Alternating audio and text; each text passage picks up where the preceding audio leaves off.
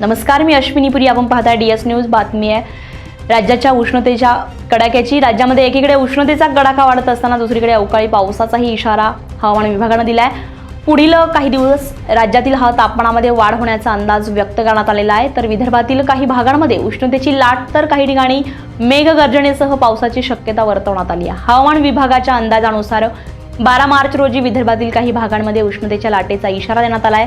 विशेषतः अकोला जिल्ह्यामध्ये तापमानामध्ये मोठी वाढ होण्याची शक्यता असल्यामुळे नागरिकांनी काळजी घेण्याचं आवाहन करण्यात आलेलं आहे.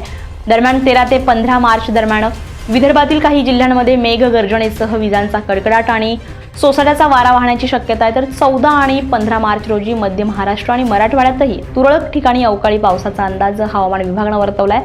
मुंबई शहर आणि उपनगरांमध्ये आकाश प्रामुख्याने निरभ्र राहणार आहे. तर उष्ण आणि दमट हवामान राहण्याची शक्यता आहे. मुंबईमध्ये कमाल तापमान सुमारे 36 अंश तर किमान तापमान 24 अंश सेल्सिअसच्या आसपास राहण्याचा अंदाज आहे. एकूणच राज्यामध्ये पुढील काही दिवस उष्णतेचा कडाका आणि काही भागात अवकाळी पावसाची शक्यता अशी दुहेरी परिस्थिती पाहायला मिळणार आहे. त्यामुळे नागरिकांनी तसेच शेतकऱ्यांनी सतर्क राहण्याचं आवाहन आता हवामान विभागाने केलं आहे.